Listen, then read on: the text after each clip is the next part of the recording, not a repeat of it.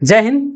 JCERT class 8 का हम लोग सिविक्स चैप्टर 2 जो है भारतीय संविधान के आधारभूत मूल्य के बारे में पूरा कॉन्सेप्ट को हम लोग क्लियर करने वाले हैं इस वीडियो में। आप पूरा वीडियो को देखिए ताकि जो है आप लोग को ये चैप्टर समझ में आ जाएगा और उसके बाद जो है वो क्वेश्चन आंसर करवाया जाएगा।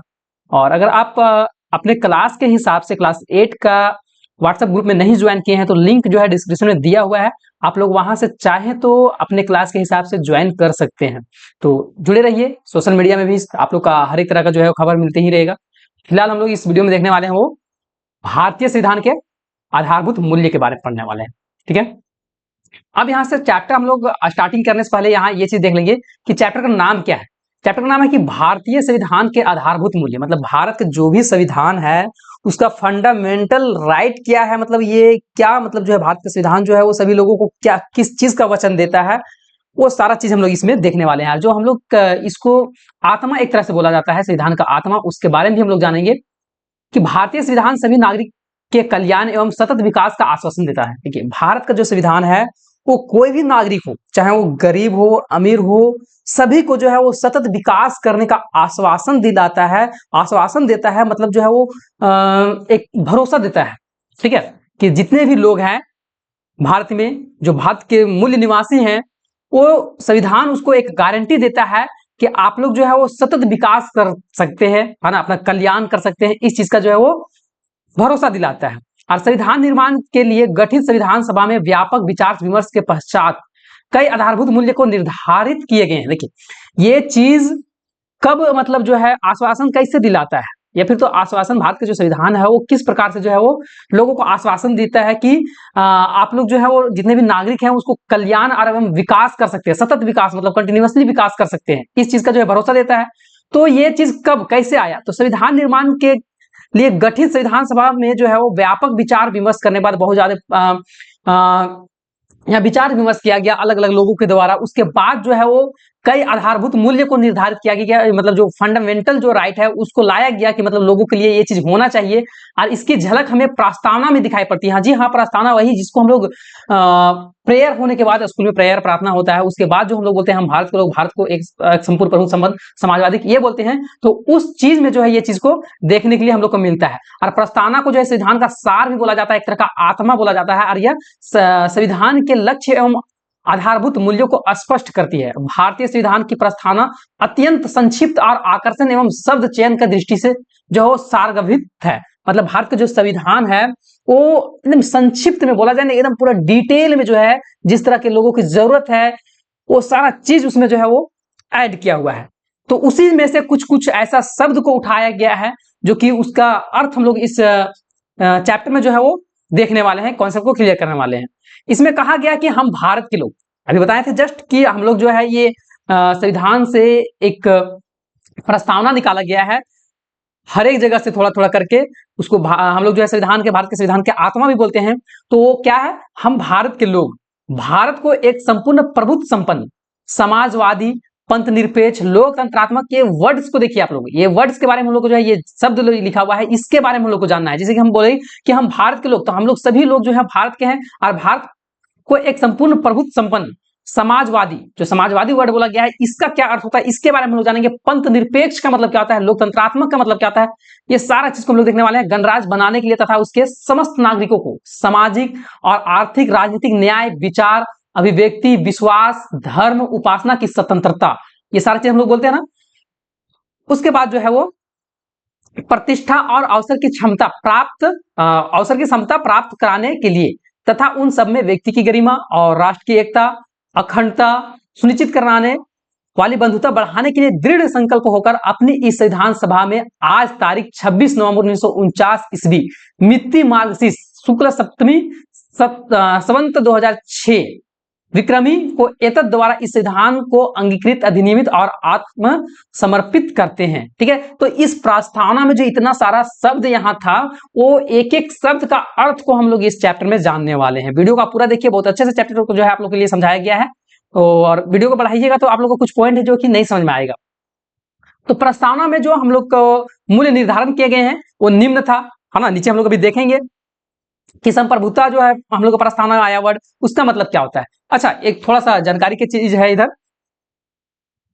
कि संविधान का 42वां संशोधन 1976 में कांग्रेस सरकार के द्वारा जो है किया गया था। संविधान संशोधन क्या होता है, मतलब संविधान जो है, हम लोग का जो संविधान है उसमें कुछ कुछ नियम को जो है वो चेंज करना, कुछ कुछ चीजें को जो है वो उसमें और भी जोड़ना या फिर तो हटाना, है ना, तो उसी को हम लोग जो है संविधान का संशोधन बोलते हैं। और उस समय भारत के प्रधानमंत्री जो थी वो इंदिरा गांधी थी और वे भारत की प्रथम, है ना, पहली महिला प्रधानमंत्री थी। अब बात आता है कि संप्रभुत्ता का मतलब क्या होता है, उसके मतलब को हम लोग यहाँ जानेंगे। जैसे हम लोग बोले कि हम भारत के लोग भारत को, ये अभी हम लोग प्रस्तावना को पढ़े, उस प्रस्तावना में संप्रभुत्ता एक शब्द आता है। ये संप्रभुत्ता मतलब होता क्या है, तो संपूर्ण प्रभुत्व संपन्न शब्द का हमारा संविधान में प्रस्तावना में किया गया है। और इसका तात्पर्य है कि आंतरिक तथा वैदेशिक मामलों में भारत सरकार सार्वभौम तथा स्वतंत्र है। देखिए, कुछ घरेलू मामला हो, मतलब भारत के अंदर का मामला हो, या कोई विदेशी अलग देश की मामला हो, तो भारत सरकार सार्वभौम तथा जो है वो स्वतंत्र है ना, सब तरीके से स्वतंत्र है। किसी के मतलब अंडर में रख के काम करेगा, किसी के गुलामी में रख के नहीं काम करेगा। इस चीज के बारे में जो है यहाँ बताया गया कि संपूर्ण संप्रभुत्व संपन्न। तो उसके बाद बोला कि विधि की दृष्टि से भारत के ऊपर ना तो किसी आंतरिक शक्ति का दबाव होगा और ना ही किसी बाहरी शक्ति का। मतलब यहां बोला गया है संप्रभुत्ता का मतलब कि भारत देश के अंदर कोई बाहरी दबाव भी जो है वो बर्दाश्त नहीं करेगा, और आंतरिक दबाव, है ना, अपना देश के अंदर के दबाव को भी जो है वो बर्दाश्त नहीं करेगा। मतलब ये बाहरी शक्तियां हो या फिर तो आंतरिक शक्तियां हो, भारत सरकार के ऊपर जो है वो दबाव नहीं डाल सकता है। ठीक है, भारतीय स्वाधीनता अधिनियम के पारित हो जाने से भारत पर जो है वो ब्रिटिश शासन का नियंत्रण समाप्त हो गया था। मतलब ब्रिटिश शासन जो था, ब्रिटिश अंग्रेज लोग जो था यहाँ शासन करता था, उन लोगों का जो है वो कहना यहाँ मानना पड़ता था, जो कि ये खत्म हो चुका है, समाप्त हो गया है। 26 जनवरी 1950 को भारत संपूर्ण राष्ट्र बन गया था। अब देखिए यहाँ एक चित्र दिखाया गया है कि स्वतंत्रता दिवस के अवसर पर लाल किला पर जो है देश के प्रधानमंत्री कुछ झंडा को जो है फहरा रहे हैं।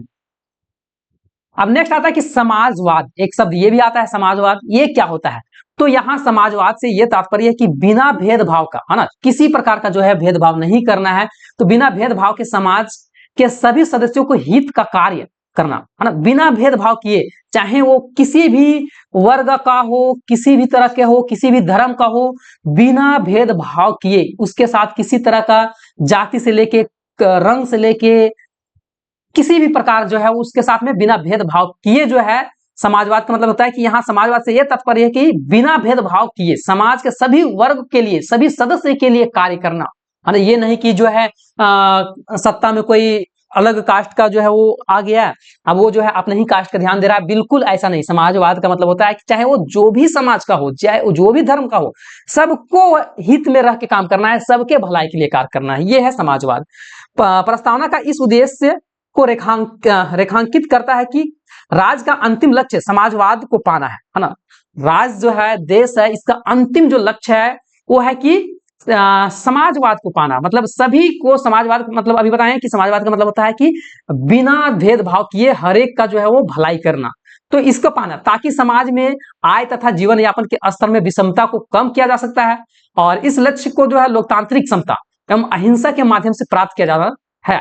और देश के विकास में सरकार के साथ निजी व्यक्ति हो या फिर तो संस्था का समान योगदान भी होता है। यह शब्द भारत को एक जन कल्याणकारी राज्य घोषित करता है। देखिए यहाँ ये चीज बोला गया है कि देश के विकास में सरकार के साथ साथ जो प्राइवेट है ना, निजी व्यक्ति जो है ना, या निजी संस्था है, उसका भी योगदान करना है ना, उसका भी सम्मान या योगदान होता है।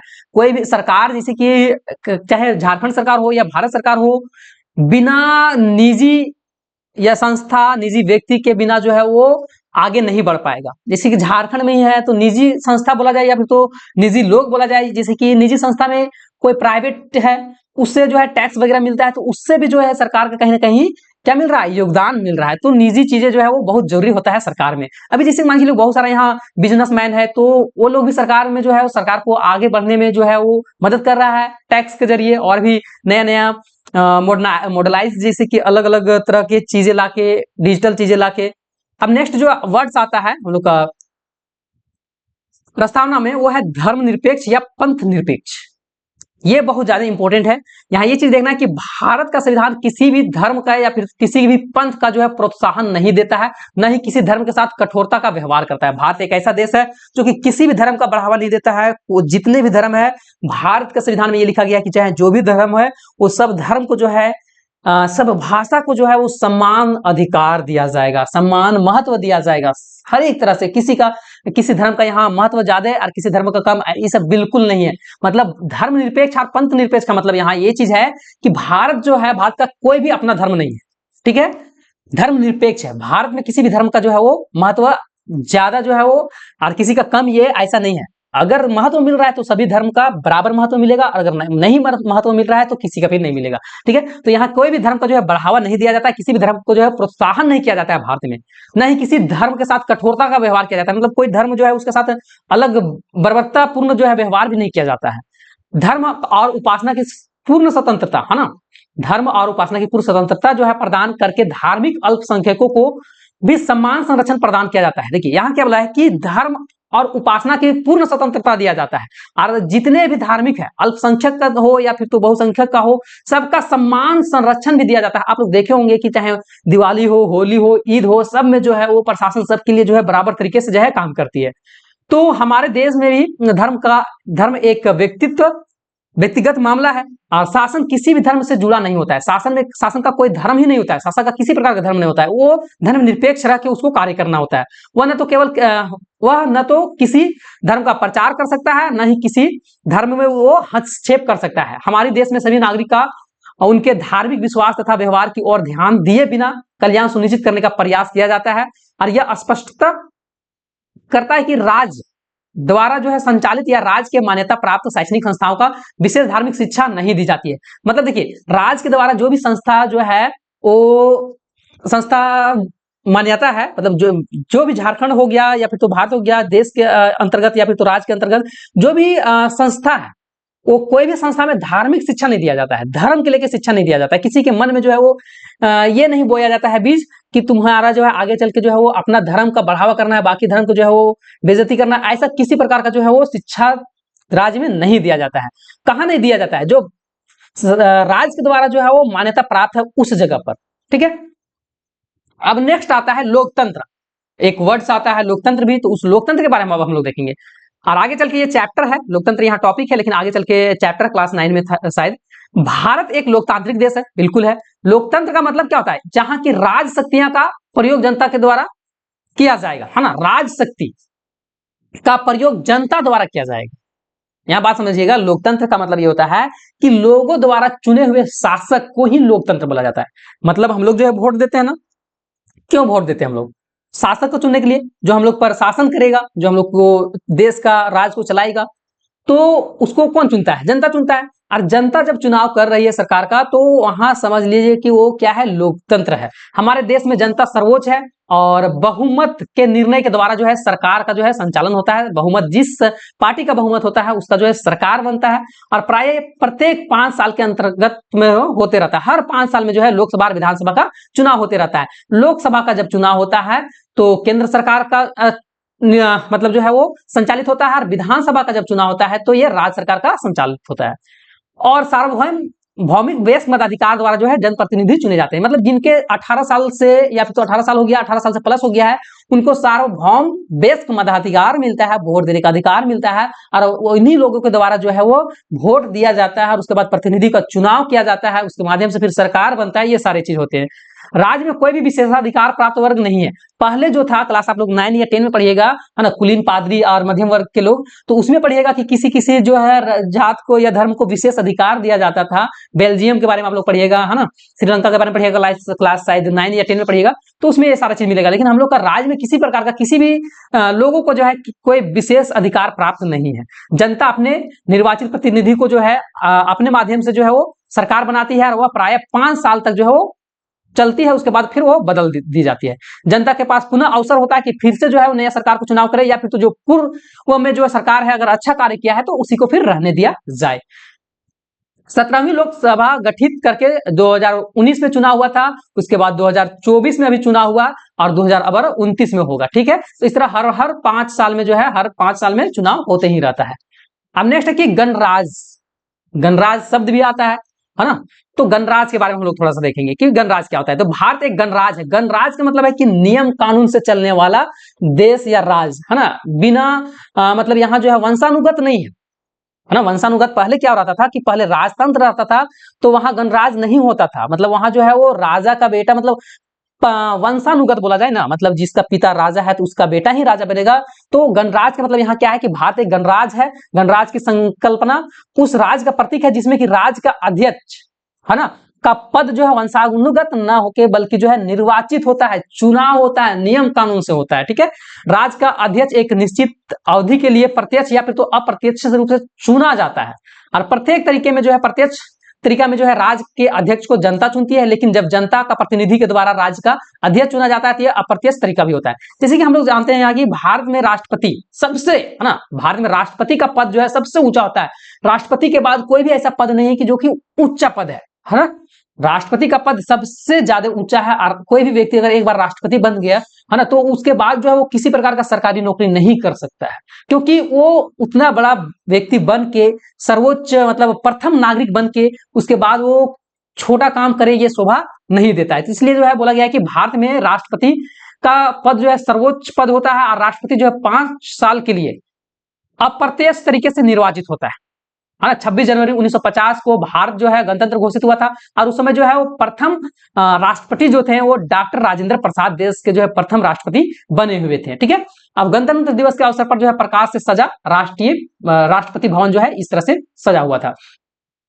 अब बताना आप लोग का कि वर्तमान में जो है अभी भारत के राष्ट्रपति कौन है, आप लोग कमेंट कीजिएगा, है ना। वर्तमान में जो है वो भारत के राष्ट्रपति मतलब अभी 2025 अभी चल रहा है तो 2025 में अभी फिलहाल कौन है वो आप कमेंट कीजिए।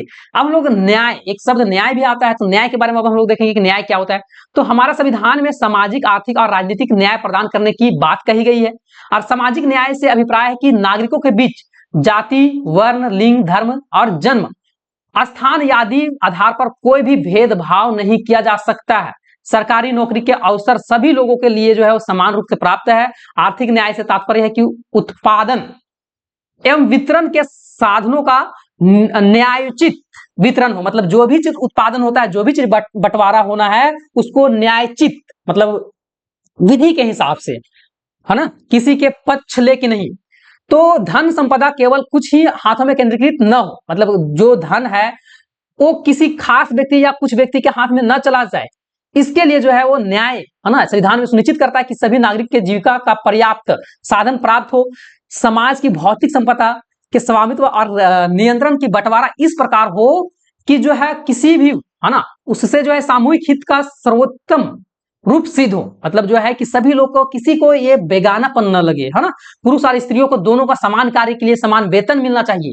जैसे मान चलिए कि अगर कोई पुरुष जो है वो टीचिंग का काम कर रहा है और कोई स्त्री है वो टीचिंग का काम कर रही है, तो दोनों को इसमें ये नहीं देखना है कि पुरुष है तो उसको ज्यादा वेतन मिले और जो महिला है उसको कम वेतन, बिल्कुल नहीं, है ना। दोनों का काम सेम है तो यहाँ सेम जो है वो उसको एक तरह से बोला जाए कि वेतन है ना सेम मिलना चाहिए। स्त्री और बच्चों का श्रम का दुरुपयोग न हो। आर्थिक विपन्नता से विवश होकर नागरिक को ऐसा रोजगार में न जाना पड़े कि उसकी आयु या शक्ति का अनुकूल हो। मतलब यहाँ बोला गया है कि कोई भी व्यक्ति चाहे स्त्री हो या बच्चे हो उसका काम का दुरुपयोग न किया जाए और कोई ऐसा व्यक्ति को मतलब ऐसा नियम ना होना चाहिए कि व्यक्ति को विवश होकर जो है ऐसा खतरनाक काम करना पड़ रहा है कि जो उसके अनुकूल नहीं हो, उसके लायक नहीं हो, है ना, वो चीज को कर नहीं पा रहा है। बालकों को जो है निःशुल्क, जितने भी बालक हैं, बच्चे हैं, उनको फ्री में जो है वो शिक्षा तथा अनिवार्य शिक्षा जो है वो व्यवस्था इसी न्याय का प्रतिफल है। न्याय के द्वारा ही जो है इसी का जो है परिणाम है कि अभी जो है वो सरकारी स्कूल में फ्री में जो है शिक्षा, फ्री में जो है बुक्स वगैरह मिलता है, खाना वगैरह मिलता है।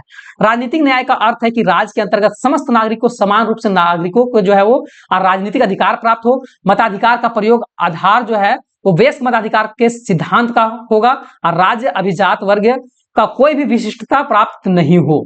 नेक्स्ट जो आता है वो स्वतंत्रता की भी बात बोला गया है। तो स्वतंत्रता का मतलब क्या है कि प्रस्तावना में विचार, अभिव्यक्ति, विश्वास, धर्म और उपासना की स्वतंत्रता की बात कही गई है। इसका मतलब यह है कि व्यक्ति अपने मन पसंद, अपने पसंद से धर्म को अपना सकता है। अगर मान के चलिए कि आप अगर हिंदू हैं और आपको मुस्लिम धर्म अच्छा लगता है तो आप बिल्कुल जो है अपना सकते हैं। अगर आप हिंदू है ना, मुस्लिम को आप अपना सकते हैं अगर आपको इच्छा है तो। और अगर आप मुस्लिम है, अगर आपको लगता है नहीं हम हिंदू धर्म को अपनाएं तो आप अपना सकते हैं। इसमें आपको स्वतंत्रता है ना, धर्म किसी भी धर्म को अपनाने का जो है वो स्वतंत्रता है, वो अपने इच्छा से इष्ट प्रार्थना के स्वैच्छिक विधि से जो है वो अपना धर्म को किसी भी धर्म को अपना सकता है, उसे विचार व्यक्त करने की, भाषण देने की भी छूट है।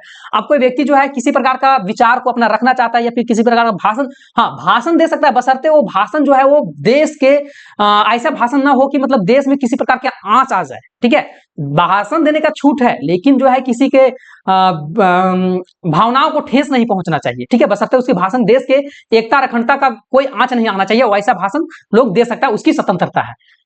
उसके बाद नेक्स्ट आता है कि समानता की बात भी बोला गया है, तो समानता से अभिप्राय है कि अपने व्यक्ति, है ना, समानता से अभिप्राय है कि अपने व्यक्तित्व के समुचित विकास के लिए प्रत्येक नागरिक का समान अवसर उपलब्ध होना चाहिए।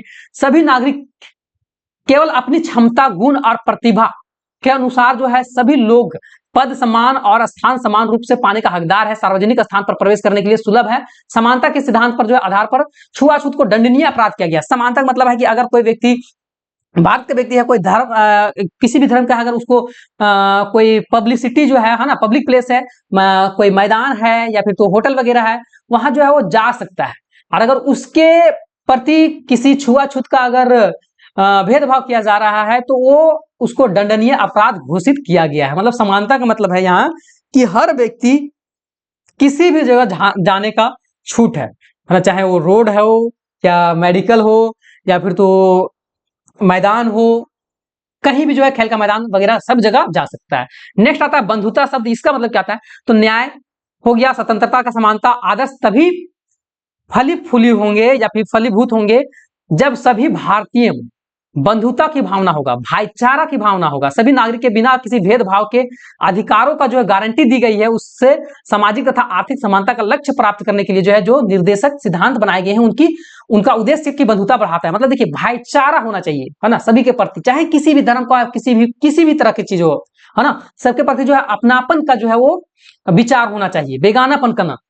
नेक्स्ट है कि व्यक्ति की गरिमा, हर एक व्यक्ति की गरिमा को समझना चाहिए। मान के चलिए अभी कोई व्यक्ति जो है वो जूता पॉलिश कर रहा है, वो मेहनत से पैसा कमा रहा है, तो वो उसका मेहनत की कमाई है, तो उसको इज्जत से, उसका भी कुछ ना कुछ इज्जत है। ये नहीं कि मान चलिए वो जूता साफ कर रहा है तो उसका कोई इज्जत नहीं है, वो पैसा कमा रहा है। मान चलिए कि एक कहानी है, आप लोग शायद मूवी में देखे होंगे कि एक व्यक्ति जो है वो जूता साफ करवाता है जूता साफ करने वाला से, और जब जूता साफ करता है तो उसको पैसा फेंक के दिया जाता है। तो बच्चा जो है पैसा नहीं लेता है, क्यों? क्योंकि वो काम किया है, किसी के यहाँ फोकट में नहीं मांगा हुआ है ना, काम किया, मेहनत किया, उसके बाद उसको जो है पैसा मिलेगा, और उसको पैसा जो है वो भी चाहेगा कि हम जो है इतना काम किए उसके बाद हमारा पैसा मिल रहा है तो वो इज्जत से मिले, है ना, उसका काम का भी जो है व्यक्ति का गरिमा को समझना चाहिए।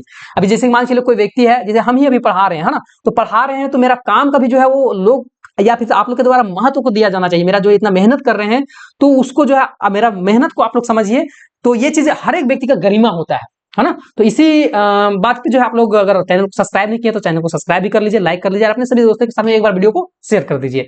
तो हर व्यक्ति के महत्वपूर्ण होता है, हर व्यक्ति महत्वपूर्ण होता है, आत्मसम्मान के उसका अधिकार होता है कि मेरा भी जो है इज्जत है कुछ, है ना।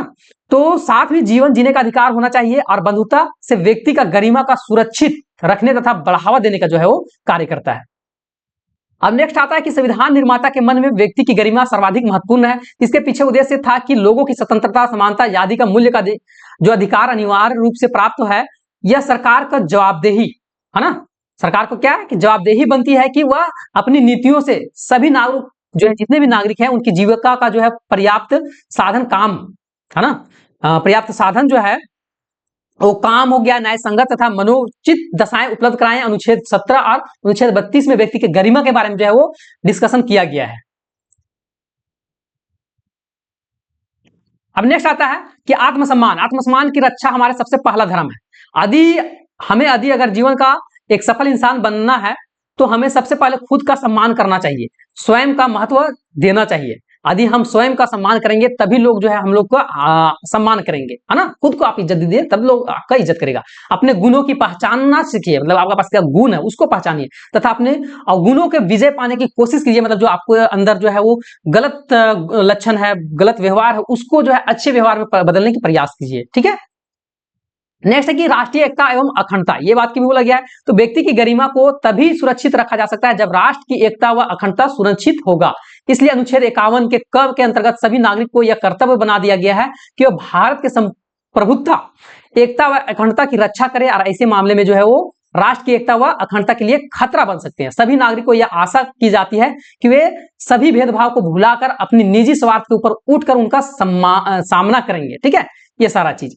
तो इस प्रकार जो है ये बहुत ज्यादा इंपॉर्टेंट चैप्टर था, कुछ हम लोग यहाँ देख लेंगे। 2014 से है ना 31 अक्टूबर को राष्ट्रीय एकता दिवस के रूप में जो है वो मनाया जाता है। 31 अक्टूबर को भारत के प्रथम गृह मंत्री लौह पुरुष सरदार वल्लभ भाई पटेल का जन्मदिन था और उन्हें भारत का विस्मार्क कहा जाता है, क्योंकि उन्होंने भारत के लगभग जो है 560 देशी रियासतों का एकीकरण में महत्वपूर्ण भूमिका निभाए थे। मतलब देखिए, जब हम लोग का देश आजाद हुआ था ना, तो सब टूट गया था, सब राज्य अलग अलग टूट गया था, तो सबको मिलाना पड़ा था, है ना। तो 560 अलग अलग जगह को मिलाए थे भारत के अंदर में। इसलिए अब भारत के राष्ट्रपति से संबंधित कुछ जो है रोचक जानकारी यहां देखेंगे हम लोग, है ना। डॉक्टर राजेंद्र प्रसाद भारत के प्रथम राष्ट्रपति थे। वे बिहार से सिवान जिले के जोरादेई नामक गांव से जो है थे और वे 2 बार लगातार राष्ट्रपति जो है वो बने थे। उसी प्रकार डॉक्टर सर्वपल्ली राधाकृष्णन 2 बार उप राष्ट्रपति एवं 1 बार राष्ट्रपति रहे थे और एक शिक्षक भी रह चुके थे। और उनका जन्मदिन के तौर पर हम लोग जो है शिक्षक दिवस भी मनाते हैं। अब्दुल कलाम, अबुल पाकिर जैनुलाब्दीन अब्दुल कलाम राष्ट्रपति बनने से पूर्व जो है एक वैज्ञानिक थे, साइंटिस्ट थे और उन्हें मिसाइल मैन के रूप में भी जाना जाता है। और सेवा निवृत्ति के बाद उन्होंने शिक्षण कार्य से जुड़े और उनका देहावसान भी एक कार्यक्रम के दौरान ही हुआ था। मतलब कुछ कार्यक्रम कर रहे थे, उन्हीं के दौरान जो है इनका देहांत भी होता है। नीलम संजीव रेड्डी जो है वो निर्विरोध राष्ट्रपति चुने जाने वाले पहले व्यक्ति थे। उसी तरह से भारत की प्रथम महिला राष्ट्रपति प्रतिभा देवी सिंह पाटिल थी। तो इस प्रकार ये चैप्टर जो है वो खत्म हो जाता है और क्वेश्चन आंसर जो है हम लोग नेक्स्ट वीडियो में करेंगे।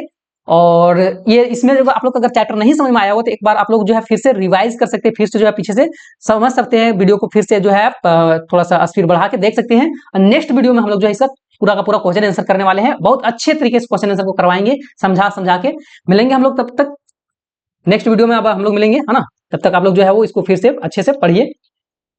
तो जय हिंद, जय भारत, जय झारखंड, जय झारखंड।